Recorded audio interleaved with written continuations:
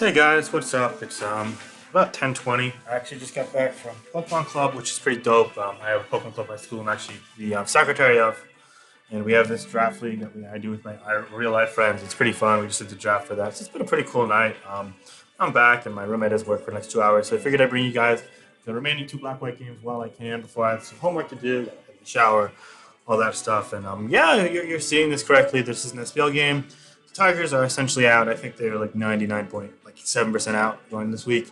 And Steve Angelo used Mono Steel against Raiza, and it actually looks pretty good here.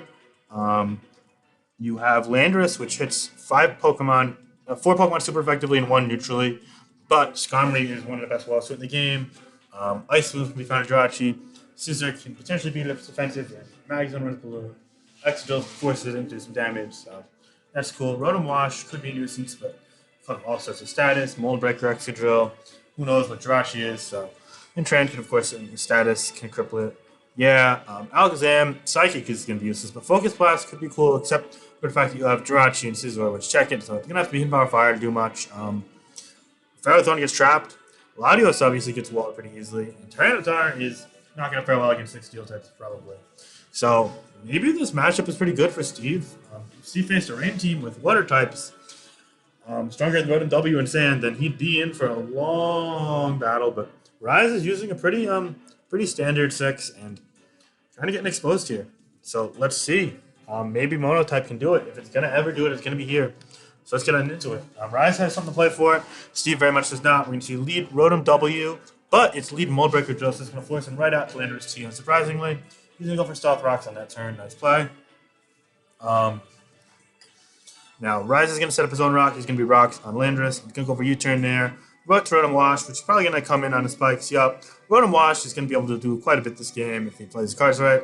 Be fast taunt Skarmory, though, so now it's not even Wisp, it's Hydro. It's a very fast Skarmory and it's leftovers, so it's probably fast taunt, which means it could roost up on this Volt Switch. Yup.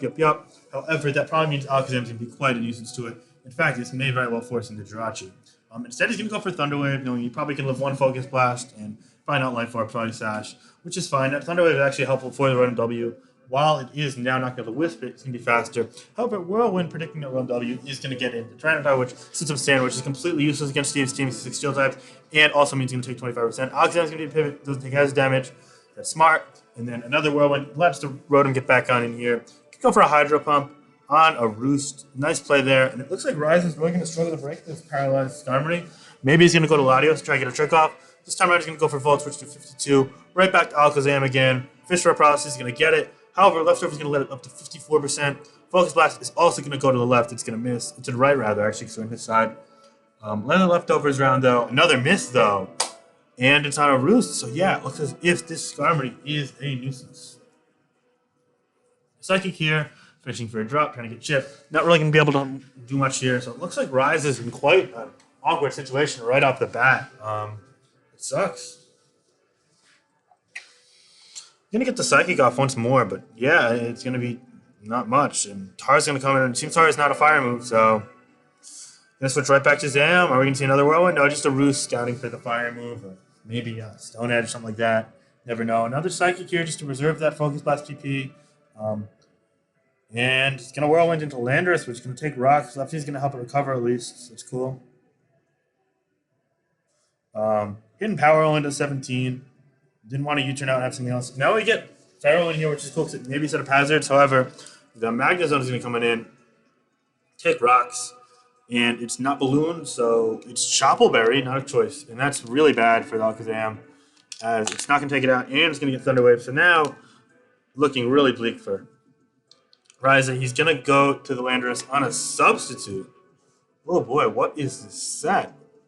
Going to go hard Tyranitar, perhaps predicting a Flash Cannon or just want to fire it off. In fact, it's going to be a Hidden Power Fire. So, Tar is in fact going to be quicker and get a Super Power off. Just it's a Scarf variant of Tar. Either way, Thunder Wave's going to come on here. Now he's going to go to Skarmory, try to get it healthy. Tar is going to be Flood Paralyzed, which isn't really too important. Alakazam's going to come in here once more. On a Roost. Ugh. Now Alakazam is paralyzed, so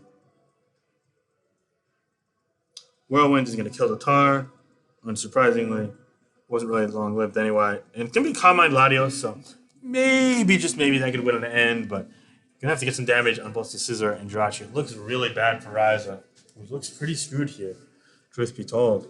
He's gonna whirlwind in the Ferrothorn again. Now the Magnezone is weakened, so maybe he can try and kill it and get up spikes and play some games. Gonna go into Magnezone here and on a spike. Oh boy, good turn there for Steve. Get it in before it's too late. And he's gonna get the hidden power fire damage off on a power whip. Take that out. So it is 5-5 now, but Steve looks like he's in a commanding position. He's gonna take some water as Tran comes in here. Latios is gonna come in to check it. Gonna be sub though. So Toxic may very well be coming. Don't really know how I can prevent that either. Surf's going to take the sub out, of course. Even going to crit. Doesn't matter. But Toxic's, yeah. Now there's no way this Latios is going to sweep. That's looking pretty bleak for Raiza. He's going to go Scizor to make matters worse. On a Surf that does 50%, but that's probably going to be Scarf for Scizor given that damage. No HP, no way. And he's going to go for the Scarf Pursuit. So yeah, it looks like Scarf Scissor is going to be 2-0 this week. Both times he's going to face Latios plus another Psychic. Gonna go for another Pursuit on a Hydro Pump. Okay, but now a Drill can come in to revenge kill this confidently. He's actually going to Jirachi, Billy Eilish the Jirachi. Interesting nickname. Energy Ball there. Take that out. And yeah, it's looking really bleak for Raiza. It looks like this could very well just win the game.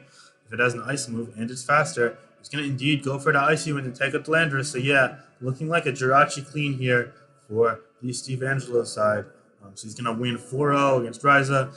He's going to advance like 2-2 in Black-White, I want to say. Very well played by his part. Raiza just couldn't do much. Don't really fault him here. Rogue's Blast going to miss, but again, it was irrelevant. You had to do Power Flinch anyway, so yeah. And Einer's going to 3-kill Alakazam. That'll be that. Raiza's going to fall to 1-6. He did get unlucky earlier in the season. But yeah, this game, Steve had his number in many ways, some surprising ones at that. And it's going to be a win for Steve Angelo, so good game and well played. Peace.